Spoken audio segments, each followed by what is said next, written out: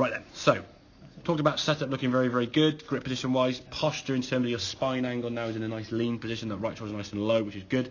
So all the things we discussed in the last lesson, sort of ticking a lot of boxes there, so that's very, very good. The takeaway now for me is that thing to work on. Now you can see your left arm basically moving towards that white line on the screen there, yeah? Moving out and away, getting a lot of gap between your chest there and your body, and as a result of that now the club's going to whip a long way behind you. There you see now your left arm and your left wrist almost always doing that what we call bowed position, which creates then that sort of laid off club and the club a long way behind you. Then from there to get the club back to the golf ball, you've then got to pull your arm back in. So when you do that, you go out and away and then you pull the arm back in here. So you get into where you want to get to, but you have to readjust and then knowing where that club is in relation to you and the ball, it's going to be tough. What we want to try and do is a takeaway move. Now this could be something you just incorporate into your game. Oh, Mr. Waggle. There we go. So just put that into your game, just get that feeling of your right hand going back towards your right pocket, your left arm actually sort of going across your chest there. If we go back to where you were here, let's sort of compare there, okay? And then we sort of look at that move there, obviously a lot closer into your chest. Now what you'll find, if that's your pre-waggle, when you come to hit the golf ball, you're kind of halfway between here and the waggle, which is what we generally expect. So you can see your left arm now is inside the white line, or the white line's still visible. That's the main thing, okay? As a result of that, your arm's now working a lot more connected to the body. It still, if we're honest, could be a little bit closer, but don't go too much too quick. Do the drill, do the waggle in the shot, and then over time that left arm will just start sinking into the body.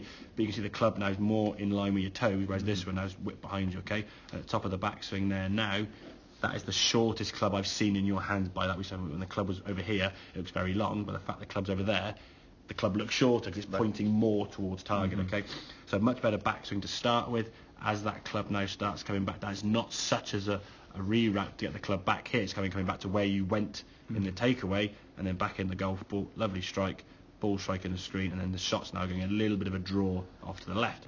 And because of that, what you have to start doing now, this is going to be more of a trust issue. It's easy to trust on here or on a driving range or on a golf course, and there could be some trouble or no-nos on the right-hand side. Are you going to want to aim out there knowing the ball's going to sort of do a little bit of this? We don't want the ball flight to be extremely hooking. So if it starts going a big slinging hook, you're aiming a long way to the right, and your club face is probably aiming too far to the left as you come back. So make sure it's only a slight amount of right we're going to aim for. So if your target is, in this case, there, you're going to be aiming kind of straight there and allow for 5-yard, 10-yard draw. Okay. If you're not comfortable on the golf course and you look at a hole like this one on the screen, like with the ocean on the right-hand side and green grass on the left-hand side, think, okay, I'll aim left of the flag still. Even if you know it's going to potentially draw, I'd rather you miss it 30 yards left and chip on than be going splash and then it playing through up the thing. So look at the situation in front of you. Okay, well, what's the best situation here?